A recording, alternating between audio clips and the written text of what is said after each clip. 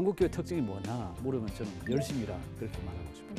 그러니까 신앙도 소비의 대상으로, 은혜도 소비의 대상으로. 그렇기 때문에 끊임없이 필요로 하는 거예요. 이 소비하는 데서는 삶이 나올 수가 없습니다. 그리스도처럼 되는 것. 그러니까 신앙의 목표는 우리가 곧 그리스도처럼 되는 겁니다. 예수처럼 되는 것. 네, 안녕하세요. 반갑습니다. 네, 안녕하십니까. 오늘 네 번째 이제 마지막 강의입니다. 지금까지 제가 한국교회가 직면한 도전 가운데 첫 번째 도전을 이야기한 게 이제 무신론의 도전, 반기독교적인 정서와 관련해서 말씀드렸고요. 두 번째는 종교 갈등이 가져오는 도전 말씀을 드렸습니다. 사실 이거보다 좀 더 심각한 우리 안을 더 자세히 들여다봐야 할 그 도전은 한국교회 그 근본적 신앙의 방향과 관련된 거라 생각을 하는데요. 도대체 신앙이 뭐냐, 목회가 뭐냐, 교회가 뭐냐 하는 문제와 관련이 있습니다. 한번 물어보겠습니다. 어떤 사람이 아주 좋은 신앙인일까요? 우리 교회에서 그 사람 신앙 좋다. 그런 사람 되게 어떤 분입니까? 아마 손을 꼽아보자면 우선 교회 그 모든 모임에 빠지지 않고 아주 매번 참석하는 분. 최소한 주일 하고 수요일 그 다음에 금요 기도회 정도는 아니면 조금 더 하면 이제 매번 새벽 기도에 참여하는. 그러면 최소한 교회 한 10번 정도는 왔다 갔다 하는 사람. 그 다음에 또 어떤 분이겠습니까? 헌금 잘하는 분. 헌금 가운데 특별히 11조는 반드시 하는 분. 네, 그런 사람. 그 다음에 세 번째 어떤 분 보고 신앙 좋다고 그럽니까? 봉사에 아주 열심히 뭐 성가대를 한다, 주일학 교사를 한다, 뭐 부엌 봉사를 한다, 그런 봉사에 좀 열심히 해야 신앙 좋다. 그러죠. 또 어떤 분? 우선 성경 또 열심히 읽는 분. 그리고 막 받아 적으시는 분들 있잖아요. 네, 받아도 적고 그렇게 하는 분. 또 어떤 분일까요? 기도 열심히 하는 분. 기도 우리 뭐 기도도 수요 기도에, 금요 기도에, 새벽 기도에, 뭐 철야 기도 많죠. 기도에 열심히 참여하는 분. 그다음에 또 어떤 분? 전도 열심히 하는 분. 그러네요. 이렇게 되게 신앙 좋다 그러면 일종의 그려진 하나의 정형이 이제 있습니다. 그러면 목회 잘한다. 어떤 분은 목회 잘한다 그럽니까? 목회 잘한다 그러려면 우선 설교 잘해야 하고요. 두 번째는 뭐 어떤 분들은 목회 잘한다 그러죠? 또 신방도 신방도 열심히 해야 하고 또 어떤 분 목회 잘한다 그럽니까? 그렇게 해서 헌금도 많이 나오고 그리고 성도들이 많이 모이는. 그러니까 예를 들어서 조그마하게 한 100명 모이는 교회하고 한 1000명 모이는 교회하고 비교를 하면 아마 대부분의 사람들이 1000명 모이는 큰 교회 목사님이 100명 모이는 작은 교회 목사님보다 목회 잘한다 아마 그럴 거예요. 그런 관념을 우리가 가지고 있습니다. 신앙에 대해서, 목회에 대해서. 그러면 교회에 관해서 자 교회가 뭐냐 그렇게 보면 제가 어떤 생각을 가지죠? 일단 십자가가 이렇게. 교회는 십자가가 그려져 있고, 그리고 모여들고 사람들이 모이고 있고 예배를 드리고. 되게 여기에 이제 교회가 뭐냐 할 때 이제 사람들이 관심이, 사람들의 생각이 이제 미치는 거죠. 그래서 저는 보면 여기 뭐가 문제이냐, 근본 문제가 뭐가 있냐라고 묻는다면 그게 뭐가 문제이나 아마 사람들이 그렇게 이야기할 수 있을 거예요. 과연 신앙이라고 하는 것이 신앙 좋다 하는 것이 그렇게 모든 집회에 빠지지 않고 저는 어떤 집회에 뭐 빠지는 사람 신앙 더 좋다 그렇게 주장하려는 아닙니다. 집회에 참석하고 헌금도 하고 뭐 하는 우리가 일반적으로 그리고 있는 이 정형 이게 이제 과연 옳은 것인가 하는 생각을 이제 해보는데요. 전통적으로 우리 한국 교회를 좀 특징을 드러내보자면 저는 상당히 많은 장점이 있다고 생각해요. 예를 들어서 아까 우리 이야기한 것처럼 우리가 모이는데 열심이죠. 이렇게 모이는데 열심인 교회가 세계에 없습니다. 제가 뭐 세계 모든 걸 다 다녀본 건 아니지만은 적어도 제가 경험한 여러 세계 다른 지역과 비교해 보면 우리처럼 이렇게 열심인 데가 없고요. 모이는데 열심인 데가. 두 번째 성경 읽는데 이렇게 열심인 교회가 없습니다. 일주일에 그 월요일 아침부터 토요일까지 해서 성경 통독하는 나라가 도대체 어디 있습니까? 그건 우리나라만 찾아볼 수 있는 현상입니다. 기도도 이렇게 열심히 하는 데가 없습니다. 중요한 뭘 기도하느냐 하는 건 놔두고라도 어쨌든 그 기도 횟수도 많고요. 또 헌금 이렇게 우리처럼 이렇게 헌금 열심히 하는 나라도 사실 없습니다. 그러고 보면 한국교회 특징이 뭐냐 물으면 저는 열심히라 그렇게 말하고 싶어요. 열심히라. 그런데 이렇게 이제 하다 보니까 어떤 다른 데서 볼 수 없는 특이한 현상이 있냐 하면 예를 들어서 개척교회 하느라고 목사님이 돈을 내고 그 성도들 같이 연보해서 보태고 그렇게 해서 점점 교회 짓고 또 확장하고 이런 방식으로 하는 아주 특이한 전통이 형성됐고요. 사실 그렇기 때문에 이제 교회의 사유화라고 하는 것이 이제 가능한 거죠. 초기 자금을 투입을 했고 교인들이 그게 기여를 하긴 했지만은 그러나 초기 자금이 목사님한테서 나가는 경우들이 많거든요. 그러니까 그게 결국 자신의 재산이라 생각할 수밖에 없잖아요. 이제 그런 면, 그러니까 이제 세습으로까지 이어지는 것은 사실 이런 우리 한국 교회 개척하는 방식이 아주 특이성에서 오는 그런 그 면이 이제 있는 거거든요. 그런데 이제 그것보다는 이제 오늘날 와서 저는 보면 교인들의 신앙생활하는 형태를 보면 이제 신앙이라고 하는 것도 이제 여러 선택 가능성 가운데 이제 하나가 되었다. 교회 가시면 목사님 설교에 이제 만족하지 못하시는 분들 보면 설교 쇼핑하러 다니잖아요. 그러니까 이 교회 그렇죠. 설교를 듣고 좀 해서 괜찮다 하고 듣다가 뭐 한 분의 설교를 하는 게 항상 좋은 건 아니니까요. 그리고 딴 데로 또 쇼핑 갑니다. 그래서 또 그 교회 가서 등록은 안 하고 그냥 가서 설교 쇼핑 좀 하다가 그리고 또 딴 데 마치 뭐 남대문 시장 가다가 동대문 시장 이태원 돌다가 나중에 뭐 신세계 가고 롯데백화점 가는 것처럼 이렇게 그 설교 쇼핑하는. 그러니까 예배도 일종의 쇼핑이 되는, 예배도 일종의 소비의 대상이 되는 그런 현상이 지금 우리 교회 안에서 저는 벌어지고 있다는 생각을 이제 하게 됩니다. 자, 그러면 이게 소비라고 하는 게 무슨 문제인가 한번 잠깐 생각을 한번 해봤으면 좋겠는데요. 소비는 왜, 아니 소비라는 건 우선 구매가 가능해 소비죠. 우선 사야 될 거 아니에요. 근데 왜 사게 됩니까? 사게 되는 음식을 사든지 옷을 사든지 아니면 뭐 집을 사든지 자동차를 사든지 사게 되는 거는 뭔가 필요하기 때문이죠. 욕구를 만족시키기 위해서. 그렇죠. 네. 욕구가 있기 때문이죠. 욕구라는 건 어디서 나옵니까? 필요에서 나오는 거죠. 필요가 없다면 욕구가 없을 거거든요. 그런데 우리 지금 자본주의 사회에서 아주 중요한 하나는 자연적 욕구만 아니라 일종의 인공적 욕구가 만들어지고 욕구는 계속해서 확대 재생산된다는 그런 특징이 있습니다. 예를 들어서 그냥 걸어갈 수도 있는데 자동차를 타잖아요. 왜냐하면 남들이 타니까. 왜냐하면 사람에게 있는 그 욕구를 부추기는 가운데 가장 중요한 것 중 하나가 모방 욕구라는 게 있거든요. 네. 아니, 모방 욕구보다 사실상 비교해서 우러나서 그보다 더 우월하고 싶어 하는 그런 욕구가 있습니다. 이것은 우리의 자연적 욕구와는 구별되는 거죠. 예를 들어서 배가 고프면 먹어야 되잖아요. 목마르면 마셔야 됩니다. 추우면 입어야죠. 그리고 졸리면 자야죠. 그래서 음식이 필요하고 옷이 필요하고 그리고 주거지가 이제 필요한 건데 주거지도 그냥 가서 누워서 있을 정도면 충분한데 왜 35평 아파트 가진 사람은 왜 42평 가진 사람은 49평 이거 왜 자꾸 이렇게 있어 다닙니까? 그 단순한 욕구가 자연적 욕구가 아니라 그런 사실 인위적으로 우리 자본주의 사회에서 형성된 그런 욕구, 부의 창출이라고 하는, 그래서 더 많은 이제 부를 가지고 싶어 하고 부가 더 쌓이면 쌓일수록 그걸 통해서 또 다른 걸 또 구매할 수가 있는 힘이 더 커지는 거니까요. 그러니까 한번 물어보십시오. 돈의 힘이 어디에 있는가? 돈의 힘이 어디서 나오는가? 돈의 힘은 그건 구매력에서 나오죠. 근데 구매력이라고 하는 것은 어디에 근거합니까? 사고 팔 수 있는 이 거래가 형성이 돼야 합니다. 거래가 없는 곳에서는 구매력, 돈 있어봐야 아무 쓸모가 없어요. 거래할 수 없는 것에서는. 예를 들어서 사랑도 만일 주고받는 것이 거래가 된다면 아마 돈 투입하면 사랑도 살 수 있을 거예요. 예?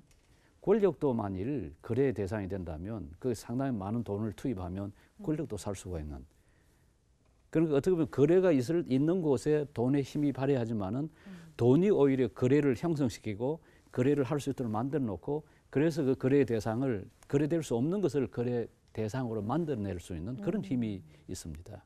그렇기 때문에 우리가 이제 어떤 자연적 욕구, 자연적 필요에만 만족하는 것이 아니라 끊임없이 인위적인 필요, 인위적인 욕구 이것을 만들어내는 그런 우리의 삶의 체계에 와 있습니다.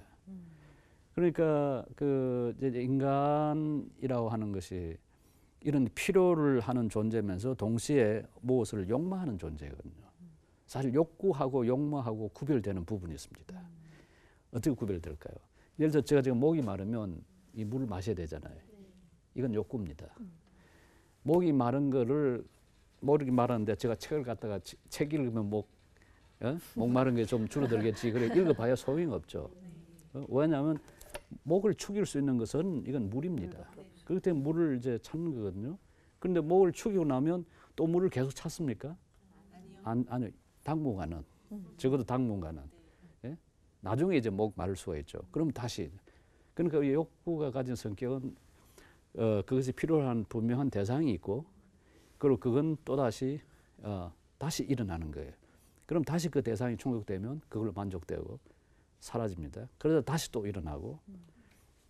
근데 욕망은 그보다 훨씬 더 큰 거거든요. 욕망의 가장 중요한 밑바닥에 깔려있는 모방입니다. 모방. 타인의 욕망. 타인이 뭘 욕망하는가. 그게 중요한 거예요. 그래서 라깡이라는 그 정신분석학자는 인간의 욕망은 타인의 욕망이다. 뭐 르네 지라르라 하는 그 인류학자도 뭐 비슷한 이야기를 하고 있습니다만은 인간의 욕망은 항상 이런 그 타인의 욕망을 욕망하는 겁니다. 여기 이제 경쟁이 발생하는 거고 여기 투쟁과 이제 싸움이 있는 거거든요. 이게 이제 우리가 살고 있는 이 자본주의 사회라고 하는 것은 이걸 훨씬 더 이걸 가속화시키고 확대시키고 훨씬 더 크게 재생산하는 그런 메커니즘을 가지고 있습니다. 그러니까 우리가 신앙을 가지고 예수 그리스도를 믿는다고 하면서도 이제 교회 안에서 어떻게 보면 이런 자기의 욕망을 충족시켜가는 욕구를 충족시키고 그리고 욕망을 충족시키는 그런 방식으로 이제 신앙생활이 이루어지고 있는 것이 오늘 우리가 처해 있는 그 한국교회 삶의 현실이라 그렇게 보아집니다. 그러니까 신앙도 소비의 대상으로, 은혜도 소비의 대상으로. 그렇기 때문에 끊임없이 필요를 하는 거예요. 그리고 또 채워주고 나오면 그냥 잠잠히 있다가 또 필요하면 또 채우고요. 자, 그러면 만일 이런 관점 보면 목회자는 어떤 사람이겠습니까? 욕구를 가진 사람이 신앙을 소비를 한다면 그 사람은 소비자입니다. 신앙의 소비자. 소비자는 끊임없는 구매 욕구에 의해서 충동을 받거든요. 근데 그 구매 욕구의 충동을 채워주는 사람이 누굽니까? 그게 이제 목회자의 역할이에요. 그렇기 때문에 목회자는 이 소비자의 욕구를 채워주는 일종의 엔터테이너의 역할을 해야 되는 그런 입장이 됩니다. 재미있어야죠, 우선은. 재미없으면 오지를 않아요. 그러니까 설교가 설교답지 않고 이게 만담인지 개그인지 뭔지 모를 방식으로 이렇게 흐르는 까닭은 앉아있는 성도들은 하나의 소비자가 되고 그 사람들을 충족시켜주는 목회자 역할은 엔터테이너가 되는 재미있게 해주고 즐겁게 해주는 그래서 그날 그 소비로 만족하고 돌아갔다가 다시 또 필요하면 또 오고 또 신앙을 소비하는 근데 중요한 것은 이 소비하는 데서는 삶이 나올 수가 없습니다. 신앙의 소비에서는. 근데 기독 신앙의 핵심은 아까 말씀드렸던 대로 삼위일체 하나님이거든요. 삼위일체 하나님을 믿는 그 가운데 특별히 예수의 삶과 예수의 그 모범을 따라서 살아가는 그게 신앙의 핵심이 있는 건데 끊임없이 소비자로 남아있는 한 나에게 필요한 것만 충족시키고 내가 닮아야 할 그 예수와 예수를 내가 따라가야 할 그 예수를 따라가지 않고 내가 닮아가야 할 예수를 닮지 않게 되는 겁니다. 근데 재미나는 건요. 예수님이 제자들을 부르는 장면 혹시 기억하시는지 모르겠어요. 마태복음 4장에 보면 안드레, 야고보, 요한, 베드로 이 네 사람 예수님 부르셨어요. 예수님 찾아가서 부릅니다. 그냥 따라오라. 나를 따라오라. 부르셨어요. 그런데 그 4장 말미에 가서 보면 마태복음요. 그 예수님이 직접 오라고 하시지 않았는데 불구하고 예수님한테 찾아온 사람들이 많이 있었어요. 그 사람들을 성경은 뭐라 부르냐면 무리들이라 이렇게 부르고 있습니다. 그 갈릴리 지방, 수리아 지방, 온 지방에서 예수님의 소문을 듣고 찾아왔습니다. 특별히 예수님께서 병을 치료하신다는 소문을 듣고 많은 사람들이 찾아왔어요. 이 사람들을 성경은 무리라 이렇게 표현해놨어요. 마태복음 5장 1절을 보면 예수께서 무리를 보시고 산에 올라가 앉으시니 제 아들이 가까이 나온지라 입을 열어 가르쳐 가라사대 입을 열어 가르쳐 이르시되 심령이 가난한 자는 복이 있나니 천국이 저희 것이며 그렇게 그 마태복음 5장 1절이 기록이 되어 있는데요. 예수께서 무리를 보시고 산에 올라가 앉으시니 제 아들이 가까이 나온지라. 여기 보면 두 그룹이 같이 섞여 있습니다. 한 그룹은 무리고요. 한 그룹은 제자입니다. 무리는 뭐 때문에 예수님께 나온 사람들이에요. 무리는 자기들의 욕구, 자기들의 필요 때문에 온 사람들이에요. 그러니까 그게 병이든 뭐 인생의 의미든 아니면 어떤 소문을 들었는데 그 정말 맞은지 안 맞은지 확인해 보기 위해서든 그렇게 찾아온 사람들이 무리입니다. 욕구를 기반으로 한 자기의 필요를 기반으로 해서 찾아온 사람들이 무리예요. 그 사람들은 자기 발로 왔습니다. 그런데 예수님이 부르신 사람들은 어떤 사람들이에요? 예수님의 필요 때문에 예수님이 하나님의 나라를 위해서 부른 사람들이에요. 어떻게 보면 하나님의 나라에 대한 갈망, 하나님의 나라에 대한 욕망, 그것 때문에 부른 사람들이라 그렇게 말을 할 수가 있습니다. 여기 무리와 제자들이 함께 섞여 있는데요. 그러니까 무리들의 경우는 끊임없이 욕구를 기반으로 한 걸 추구할 수밖에 없어요. 그러니까 예수님이 마다하지 않았어요. 오라 했습니다. 거기 마태복음 11장에 가서는 수고하고 짐진 자들아 다 내게로 오라 하셨다고요. 그러니까 무리들이 오는 걸 예수님은 전혀 배교하지 않았습니다. 욕구 때문에 필요 때문에 온 사람들을 환영하셨지만은 그러나 무리로 계속 남아있기를 원하지는 않고 무리가 뭐로 바뀌기를 원했겠습니까? 무리들이 제자가 되기를. 그럼 제자의 특징은 뭡니까? 제자는 문자 그대로 배우는 사람이죠. 마테테이스, 히라 말로 마테테이스라고 그러는데 배우는 사람입니다. 누구를 배우는 사람입니까? 누구에게, 누구를? 선생님에게. 선생님의 가르침과 선생님의 삶을 배우는 사람이 제자거든요. 그러면 가장 좋은 제자는 어떤 제자겠습니까? 선생님 가르친 대로 잘 배우고 선생님 잘 따라서 살고 그래서 결국 누구와 같이 되는 겁니까? 선생처럼 되는 거죠. 선생처럼 되는 거. 그리고 가장 행복한 선생은 자기를 닮은 자기보다 더 뛰어난 제자를 키우는 겁니다. 그 우리가 쓰는 말에 청출어람이란 말이 있는데요. 선생보다 더 뛰어난 제자를 키우는 게 그게 선생의 복이거든요. 그러니까 제자와 선생의 관계, 제자와 스승의 관계는 뭐 필요를 욕구를 채우는 것으로 만족하는 그런 관계가 아니라 그 선생의 가르침과 선생의 삶을 따라서 배우고 닮아가고 그래서 그 선생처럼 되는 것 그거거든요. 그러니까 예수께서 우리를 부르신 이유도 끊임없이 우리가 필요한 것만 주세요라고 하는 욕구에 기반한 신앙에 머물러 있는 것이 아니라 뭐겠습니까? 그 선생이 원한 건 뭡니까? 하나님의 나라였습니다. 하나님의 통치, 하나님께서 다스리는 나라의 백성이 되는 것, 그게 그 선생이 원하시고 가르친 거거든요. 하나님 나라가 가까이 왔다, 그렇게 이야기할 때요. 그러니까 오늘 우리 교회가 지향해야 할 방향은 그런 그 하나님의 나라의 백성이 되는, 그러니까 예수의 제자가 되는, 다시 말하면 예수와 같은 닮은 존재가 되는 거거든요. 여기 말씀을 하나 보면 에베소서 4장 12절 13절 11절 12 13절 말씀인데요. 그가 즉 하나님께서 그리스도께서 어떤 사람은 사도로 어떤 사람은 선지자로 어떤 사람은 복음 전하는 자로 어떤 사람은 목사와 교사로 삼으셨으니, 그러니까 오늘 뭐 이 중에서 있는 우리 오늘 현재 교회에 있는 경우는 뭐 목사, 교사 정도일 텐데요. 이제 왜 목사를 세웠냐, 왜 교사를 세웠냐? 그 이유는 12절에 보면 이는 성도를 온전케 하여 봉사의 일을 하게 하며 그리스도의 몸을 세우려 하심이라. 그렇게 놨습니다. 그러니까 우리가 교회 한 일원으로 이렇게 교회에 모이고 그리고 목사님을 세운 이유는, 목회자를 세운 이유는 여기 말씀대로 보면 뭡니까? 성도를 온전케 하기 위해서입니다.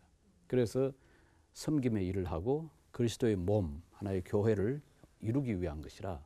근데 성도를 온전케 한다는 말이, 이 말이 무슨 말인가 물어볼 수가 있습니다. 이 히라 말로 보면 프로스카타티스몬 톤 하기온, 성도들을 프로스카타티스몬이라는 말이 카타티제인이라는 헬라어, 그 히라버가 그게 영어로 말하면 to equip입니다. 또는 to prepare, 준비하다, 또는 구비하다, 어떤 장비를 챙겨주다는. 예를 들어 등산 가는 사람한테 뭐가 필요합니까? 등산화가 필요하고 등산 장구가 필요하지 않습니까? 거기 낚시하러 가는 사람한테는 뭐가 필요합니까? 미끼랑 낚시. 미끼나 낚싯대, 그게 필요하죠. 그걸 준비시켜 주는 것. 그러니까 카타르티제인, 이게 여기에 보면 준비하다는 말, 온전케 하다는 말이 마가복음 1장에서 보면 예수님이 제 아들을 부르실 때 그때 안드레하고 그 형제들이 그물을 깁고 있었습니다. 그물을 깁다 할 때, 깁고 있었다 할 때 쓴 동사하고 꼭 같은 말입니다. 그물을 깁다. 왜 그물을 깁습니까? 그물을 깁는 이유는 그걸 가지고 고기를 잡다 보면 그물이 헤어진 데가 있고 떨어진 데가 있고 뭐 이제 이렇게, 그래서 보수하고 수리하고 다시 기워야 될 부분이 있기 때문에 그물을 그렇게 한 거거든요. 그러니까 만일 이제 그물에 비유해서 보면 사실 성도들이 이 땅에 살아간다 하지만은 우리가 넘어지고 실패하잖아요. 그럼 목회자는 넘어지고 실패하고 헤어지고 상처나고 문제가 있는 이 성도들을 다시 키워주고 다시 온전케 해주고 채워주고, 그래서 그물로서 제대로 역할을 할 수 있도록, 그물로서 제대로 역할을 할 수 있도록 그렇게 키워내는, 그게 이제 목회라는 말이거든요. 그러니까 그 일은 이 세상에서 이루어지는 일입니다. 이 세상에서 성도를. 그러고 나서 그 다음에 보면 이는 우리가 다 하나님의 아들을 믿는 것과 이는 아는 일에 하나가 되어 온전한 사람을 이루어 그리스도의 장성한 분량이 충만한 데까지 이르리니. 이렇게 여기 보면 신앙의 그 다음 물론 한 절 더 있습니다. 이는 우리가 이제부터 어린 아이가 되지 아니하여 사람의 속임수와 간사한 유혹에 빠져 온갖 교훈의 풍조에 밀려 요동하지 않게 하려 함이라. 여기 보면 신앙의 출발점과 과정과 신앙의 목표가 아주 분명하게 서술이 되어 있습니다. 신앙의 출발점이라는 그겁니다. 우리가 예수 믿기 전에 그리스도인이 되기 전에는 마치 그 어린 아이처럼 속임수와 간사한 유혹에 빠졌다는 거예요. 세상의 온갖 풍조에 밀려다니던 그런 상황에서 이제 하나님의 사람으로 변화가 되는. 그러면 하나님의 사람을 변화되면 이 하나님의 사람은 어린 아이의 상태에 머물러 있는 것이 아니라 성숙한 어른의 상태로 자라는 겁니다. 그러니까 우리가 그 예수 믿는다 하는 것은 예수 믿고 이제 천당 가는 티켓 땄다. 근데 티켓을, 예를 들어서 여러분 극장 들어갔을 때 티켓을 가지면 들어다 주죠. 그 사람이 누구냐 하는 것은 묻지 않습니다. 묻습니까? 그 사람이 지식이 있는지 없는지, 뭐 도덕적으로 제대로 사는지 안 사는지, 그 사람의 성품이 뭔지, 뭘 지향하는지, 그게 중요한 거 아니고 티켓만 이 사람 들어주는 거예요. 그런데 그런 신앙은 그런 의미의 천국 티켓을 따는 게 아닙니다. 신앙은 어린아이와 같은 상태, 세상의 풍조에 이렇게 휩쓸리는 상태, 하나님을 모르는, 하나님 바깥에 있던 사람을 하나님 안으로 끌어들여서 이제는 성숙한 인간으로, 온전한 인간으로 성숙시키는 거라.